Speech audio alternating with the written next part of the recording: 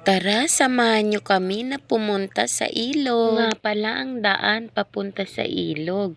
Rough road muna ang dadaanan mo. Holcim Road. Private road nga pala to ng Holcim. Kaya sa entrance nito ay kailangan nyo munang sulat ng pangalan at susunduin kayo ng mga staff ng resort na iyan. Ito nga pala ang daan pag malapit na kayo sa ilog. Pag nakita nyo na yung tulay, ay andyan lang sa baba ang ilog. For A Reyes Resort nga pala yung pinuntahan namin. 4:30 nga kami nakaalis sa bahay at nakarating nga kami dito. 7 AM na ata yun.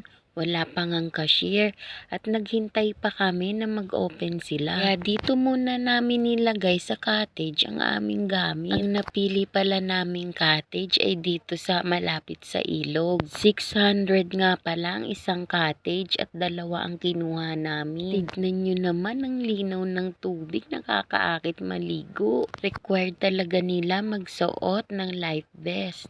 Kasi safety first sila. Diyan ka pala sa taas ng cottage ay 400. Meron din silang night swimming dito kung gusto nyo din. At meron din silang floating cottage na 1,500 and 2,000 pesos. Kung gusto nyo naman sa floating cottage, pwede din kayong mag-ihaw dyan at dalhin yan sa gitna. At nang nakabayad na kami sa cashier at binigay na ang mga life vest, ay grabe, hindi na nakapaghintay ang aming mga kids at talagang lumusong na sila sa tubig. Sobrang lamig naman kasi talaga at nakaka-relax talaga. Di na nga makapaghintay yung aming kids na talagang maligo na. 7:30 na pala yan ng umaga at naisip nga nila na pumunta dun sa balsa para dun muna sila at sobrang na-enjoy naman nila dun. At naisip nga nila na pumunta dyan sa bato na iyan at grabe talaga si Jane, di siya natakot at talagang nag-dive pa ha. Pagkatapos naman nila ay niyaya naman kami ng aming mga kids na try daw namin ang bato na iyon. At grabe ha, ang dulas niya talaga. Ang ingat-ingat din dahil may mga bato din sa ilalim. Nagpicture-picture nga muna kami dyan. Pagkatapos nga ay kailangan na naming mag-slide pababa sa bato na yan. At dyan grabe ako, nanginginig talaga.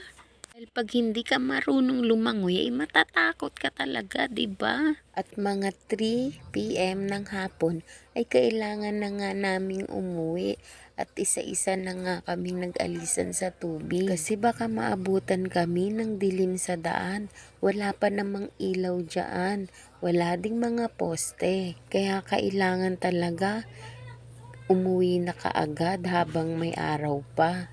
Para syempre hindi rin matraffic. Free entrance nga pala sila at 50 pesos ang pag-rent ng life vest. Diba? Para sa safety ng lahat. Kung gusto nyo rin ang na-experience namin dito, ay pumunta na rin kayo. Thanks for watching!